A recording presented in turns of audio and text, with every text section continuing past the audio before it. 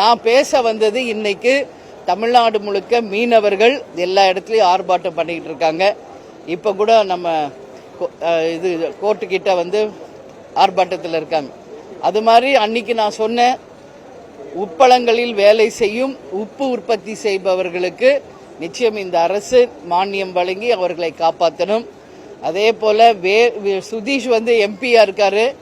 அவர் வந்து டெல்லியில அமைச்சர்களை சந்தித்து வேலூர்ல விமான நிலைய விரிவாக்கம் வேண்டும் என்பதை அவர் வந்து பேசியிருக்காரு.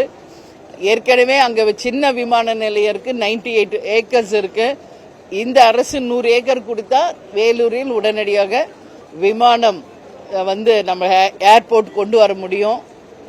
அதையும் நம்ம வந்து பேசணும்னு நினைச்சேன், பட் அடுத்த முறை பேசுங்கன்னு சொல்லியிருக்காங்க. ஸோ இன்னைக்கு அதை வந்து இந்த அரசு கவனத்தில் கொண்டு வந்தால் வேலூர்ல உடனடியாக ஒரு ஏர்போர்ட் வரும். அது மட்டும் இல்லை, இங்க Madurai to Coimbatore metro train திட்டம் கொண்டு வர வேண்டும் என்று பல நாட்களாக அந்த ஒரு கோரிக்கை இருக்கு. அது மட்டும் இல்லாமல் சென்னை டு திருச்சியும் மெட்ரோ ட்ரெயின் வரணும். அதன் மூலம் விருதாச்சலத்தில் மிகப்பெரிய ஜங்ஷன் இருக்கு.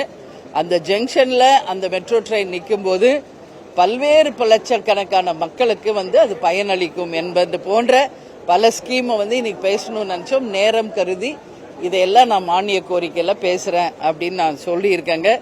இது மட்டும் கிடையாதுங்க, இன்னும் மக்கள் பிரச்சனை நிறைய இருக்கு. இப்ப கூட எங்க நான் போனாலும் நம்ம பட்டதாரி ஆசிரியர்கள் தான் எங்க போனாலும் எங்களுக்காக பேசுங்கன்னு சொல்றாங்க. பல ஆண்டுகளாக அவங்க பிரச்சனை நீண்டுகிட்டே போகுது. அவங்களுக்கும் ஒரு தீர்வை இந்த அரசாங்கம் நிச்சயமாக செய்ய வேண்டும் என்ற எங்க கோரிக்கையை இந்த நேரத்தில் நாங்கள் சொல்கிறோம். அது மாதிரி பல விஷயங்கள் இன்னைக்கு பேசியிருக்கு. நாளையிலிருந்து மானிய கோரிக்கை அது பற்றியும் நாங்கள் பேசுவோம்.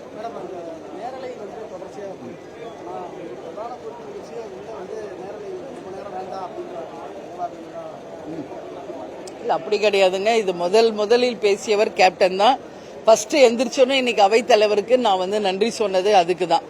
நேரலைகளில் வந்து ஒட்டுமொத்த மக்கள் இன்னைக்கு சட்டசபை நிகழ்ச்சியை சந்தோஷமா பாக்குறாங்க. எல்லாருமே இன்னைக்கு ஃபர்ஸ்ட் டைம் இவ்வளவு தூரம் வாட்ச் பண்றாங்கன்னா அந்த நேரலையினால தான். நிச்சயம் அது இருக்கணும். ஏன்னா மக்கள் தேர்ந்தெடுத்து அனுப்பினவங்க தான் இங்க சபையில உட்கார்றாங்க. மக்கள் வரி பணத்துல தான் சபை நடக்குது. மக்கள் வரி பணத்துல தான் நேரலை செய்ய போகுது. அப்ப நேரலை என்பது ஒட்டுமொத்த மக்களுக்கும் கட்டாயம் போக வேண்டும் என்பதுதான் தேமுதிகவின் நிலைப்பாடு. அதுதான் கேப்டனும் குரல் கொடுத்தாரு. நிச்சயம் அது நடக்கணும். அதே போல நான் அவையில் வைத்த கேமராமேன்களுக்கு கொஞ்ச நேரம் ரிலாக்ஸ் பண்ணணும்னு நான் கேட்டேன். அதை உடனடியாக அக்செப்ட் பண்ணி நேற்றிலிருந்து கேமராமேன்ஸ்க்கு ஒரு ரிலாக்ஸ் பண்ணி சேஞ்ச் பண்ணி அனுப்புறாரு. அதுக்கும் வந்து அவைத்தலைவருக்கு நான் நன்றி சொல்லியிருக்கேன். பத்திரிகையாளர்களாகி உங்க கோரிக்கை நிறைய இருக்கின்றதை நான் கேள்விப்பட்டேன். உறுதியாக உங்களுக்காகவும் நான் நிச்சயம் சட்டசபையில் பேசுவேன். இதற்கு முன்னாடி உங்களுக்கு இருந்த ஃபெசிலிட்டிஸ் என்ன, அதுக்காக உங்களுக்காகவும் நிச்சயம் நான் பேசுவேன் என்பதை இந்த நேரத்தில் சொல்றேன். வேற எதுவும் கேள்வி இருக்கா? ஓகே, நன்றி. உங்க எல்லாரையும் சந்தித்ததுல நான் மானிய கோரிக்கை குறித்து வரும்போது பேசுவேன். நன்றி.